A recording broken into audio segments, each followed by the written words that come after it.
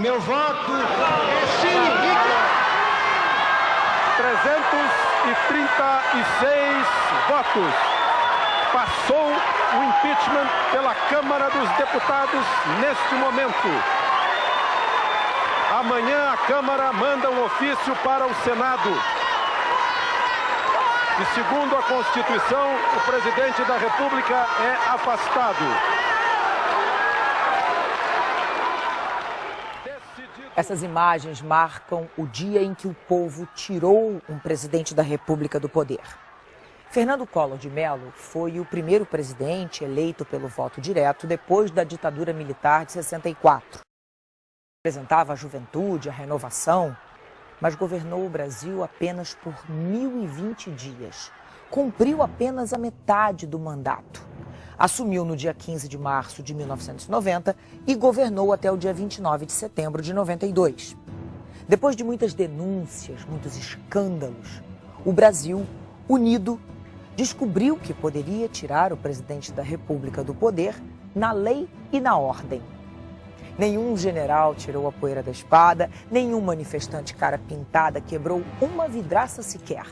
O povo unido venceu e deu ao mundo um exemplo de poder, paz e cidadania. Fernando Collor de Mello saiu vitorioso das urnas numa eleição presidencial que empolgou o Brasil. Pela primeira vez desde o fim do regime militar, os brasileiros votavam para presidente.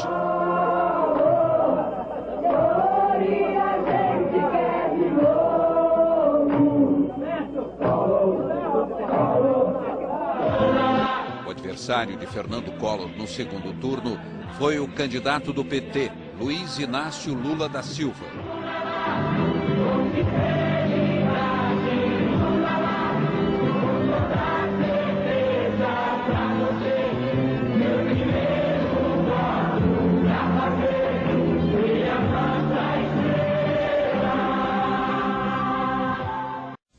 O último e decisivo debate entre os candidatos Collor e Lula. O duelo de quase 3 horas foi acompanhado até a madrugada por milhões de telespectadores em todo o país. Veja agora no Jornal Nacional.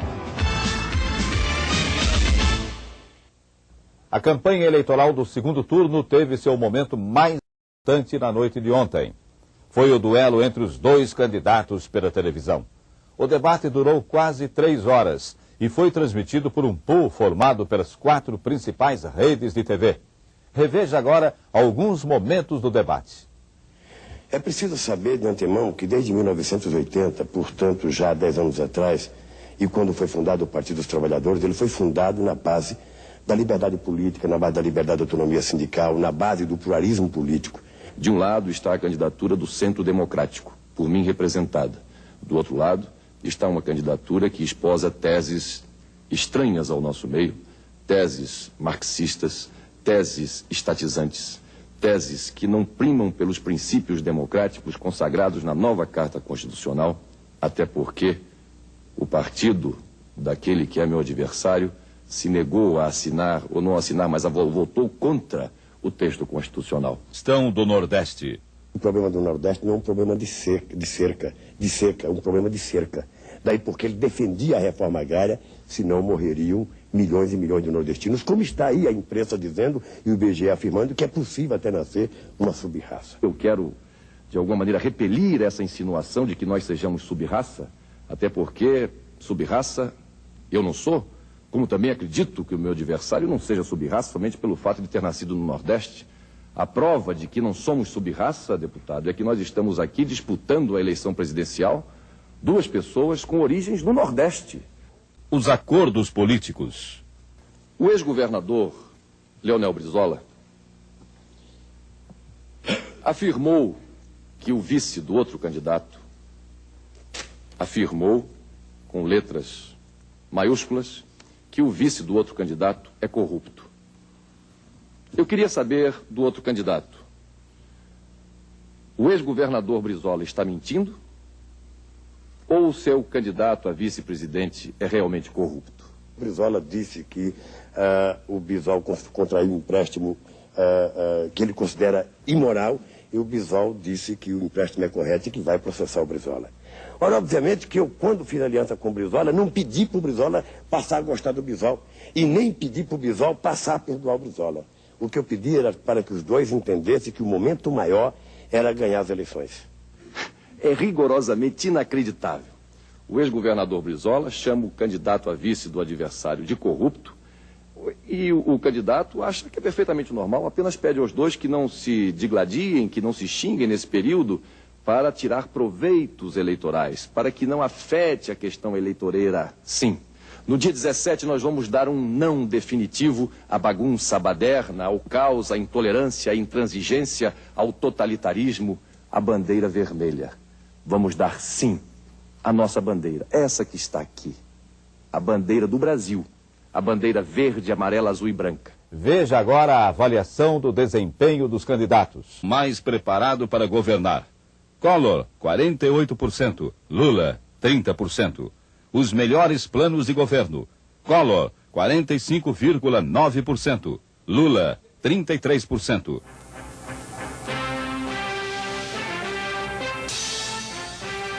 A campanha do candidato Fernando Collor de Mello utilizou técnicas inovadoras de comunicação.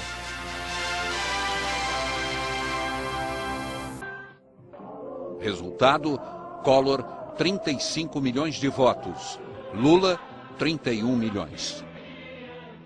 Prometo manter, defender e cumprir a Constituição, observar as leis, promover o bem geral e sustentar a união, a integridade e a independência do Brasil.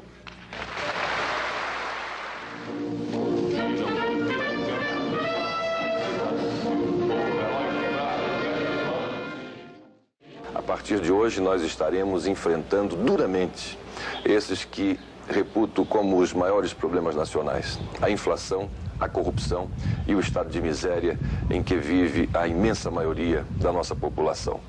Aqueles que nos levaram à presidência da República, aos pés descalços, aos descamisados, aqueles que estão sofrendo com esse processo injusto de desenvolvimento do país, a esses eu quero dedicar uma palavra especial. É para vocês que eu estarei governando. O governo que prometia acabar com a inflação, punir os corruptos e modernizar a economia do país, começou a cair quando Pedro Collor, o irmão do presidente, fez uma grave acusação. Paulo César Farias, o ex-tesoureiro da campanha de Collor à presidência, comandava um esquema de corrupção. O homem mais poderoso e temido nos bastidores do governo.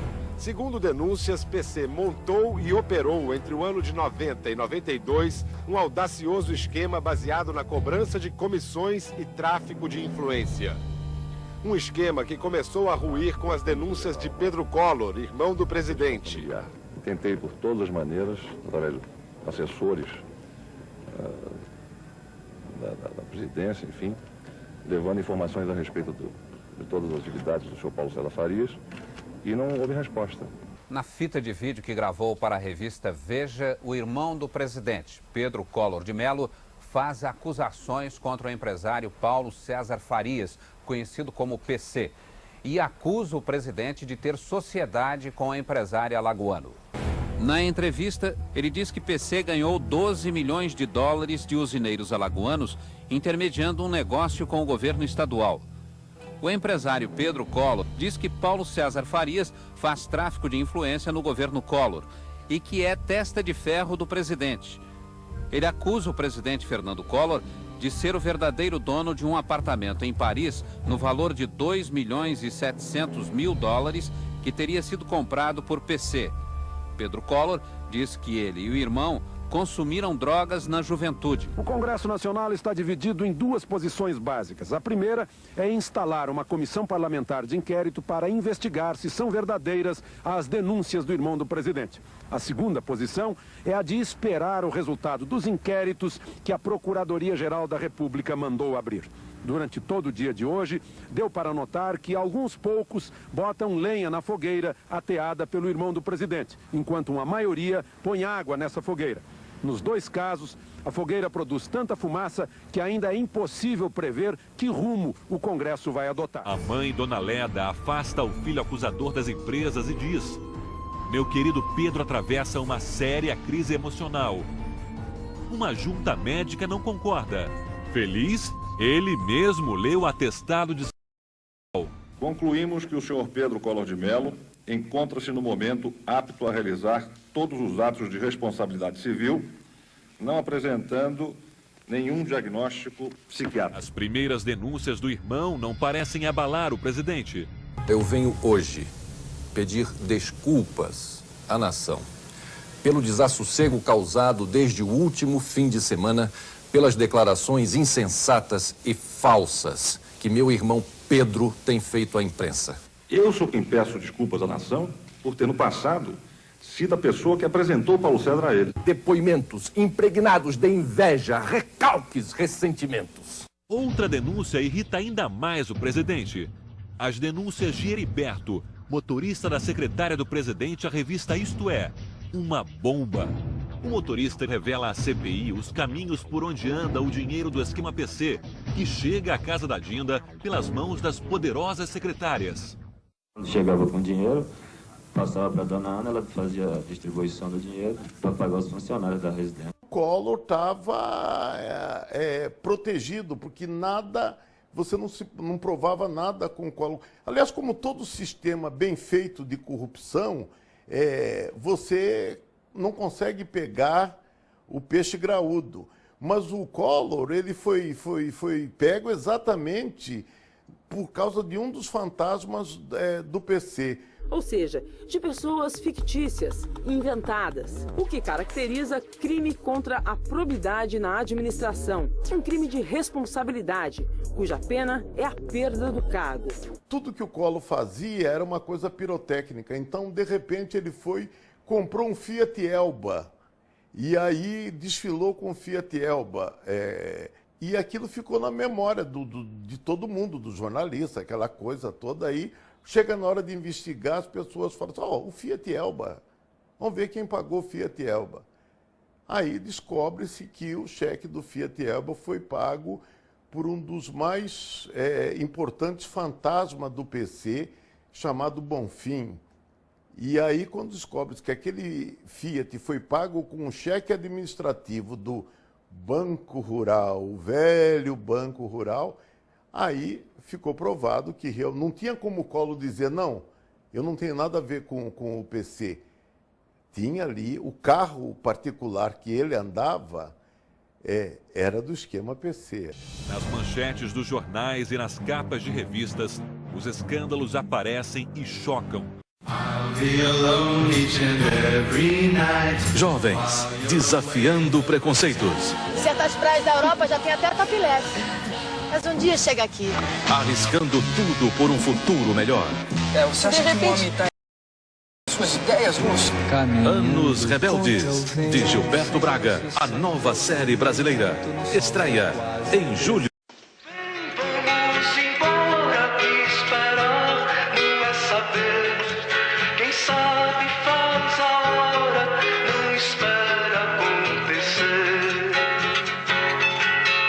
A música do Geraldo Vandré é linda, viu? Que Geraldo Vandré? Que letra! O cara consegue juntar isso tudo numa música, tudo que a gente tá sentindo.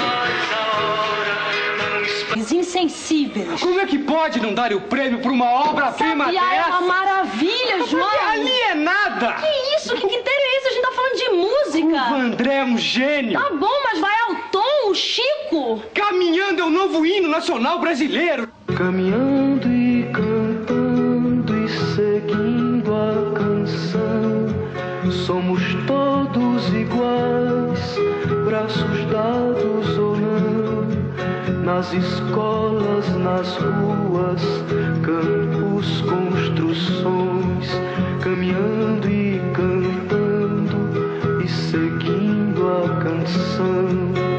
Vem, vamos embora, que esperar não é saber. Quem sabe faz a hora, não espera acontecer. Vem,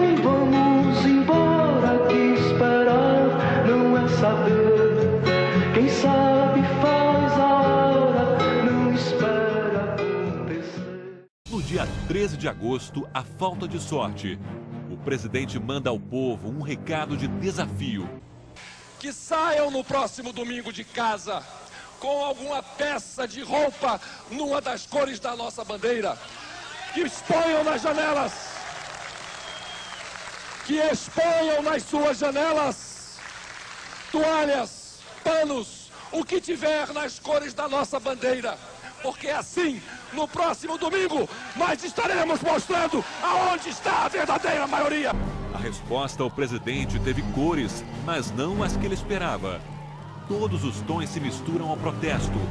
Do preto anticolo para o colorido anticolo. A campanha pelo impeachment revelou uma nova espécie política no Brasil. Os cara pintados. E aí, quando no domingo as informações começaram a chegar que as pessoas estavam se vestindo de preto ao invés de verde e amarelo, aí eu disse, a presidência está perdida.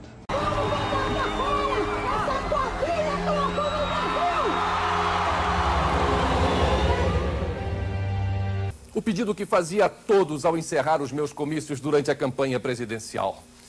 Não me deixem só. Eu preciso de vocês. Mais do que nunca é atual este apelo. Juntos, unidos, não permitiremos que os inimigos de nossa pátria alcancem seus torpes objetivos. Somos um povo que acredita no valor do trabalho, no valor da honestidade, acredita no futuro de nosso país. A Câmara dos Deputados votou maciçamente pela abertura do processo de impeachment contra o presidente. 441 votos contra apenas 38. Nunca tinha acontecido nada parecido na política brasileira. Passou o impeachment pela Câmara dos Deputados neste momento. As comemorações pela aprovação do pedido de impeachment na Câmara dos Deputados. A última cena do governo Collor poderia ter acontecido longe dos olhos do público, mas o presidente permitiu que as câmeras de TV registrassem ao vivo o momento em que ele foi afastado do cargo. O país viu o presidente sair de cena em silêncio. E atenção, ele inclusive verifica o relógio, 10 horas, 18 minutos. Ele vai citar o horário, vai registrar na citação o horário em que ele se afasta da presidência. 10 horas, 18 minutos, 30 segundos, dia 2 de outubro. O presidente Collor agora vai se retirando do gabinete da presidência da República. Por que o senhor decidiu que essa solenidade fosse transmitida pela TV e aberta a todo mundo? Porque eu queria que todo mundo presenciasse uma pantomima. Isso foi uma farsa, um jogo de farsantes, um jogo subalterno, sujo, inóspito, sempre.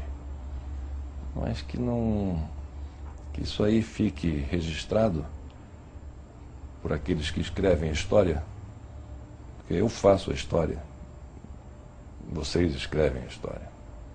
A grande farsa em que se transformou esse afastamento, comemorado em cantos e loas como uma demonstração da vitalidade da nossa democracia, quando isso, ao contrário, demonstrou a fragilidade da nossa democracia, demonstrou quão frágeis são as nossas instituições. Com 60 anos de idade, qual é a grande crítica que o senhor faz ao Fernando Collor, de 40 anos, o mais jovem presidente da República eleito no Brasil? A grande crítica que eu faço é a pouca capacidade que eu tive de perceber que ninguém governa sem uma base parlamentar sólida. Dentro desse presidencialismo em que nós estamos inseridos, e que é um sistema político inteiramente ultrapassado e defasado. Daí eu defender com muita ênfase o sistema parlamentarista e outras mudanças, né, as leis eleitorais e partidárias. Ninguém pode governar sem um Congresso nesse sistema de presidencialismo de coalizão.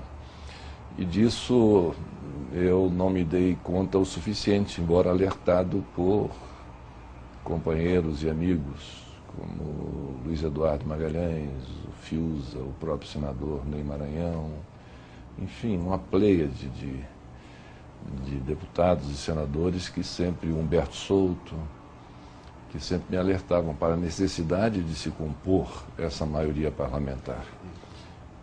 E isso, sem dúvida nenhuma, foi o principal ponto,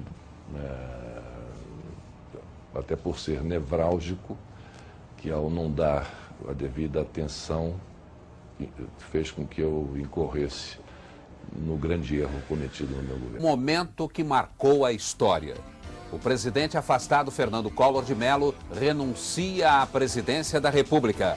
Manuscrita pelo próprio presidente afastado, a renúncia. Levo ao conhecimento de Vossa Excelência que nesta data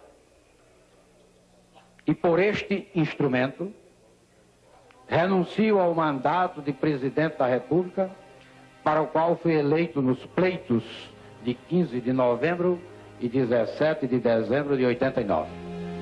Brasília, 29 de dezembro de 1996.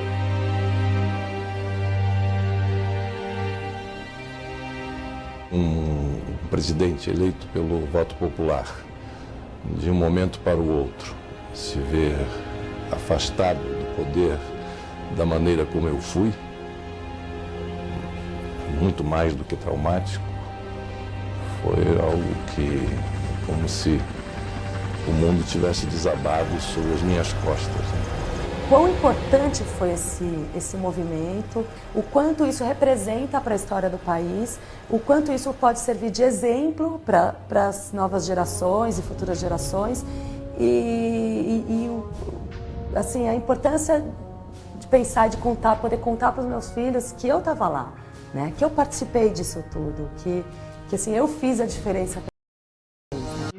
E cantando e seguindo a canção, somos todos iguais, braços dados ou não, nas escolas, nas ruas, campos, construções, caminhando e cantando e seguindo a canção. Vem, vamos embora, que esperar não é saber.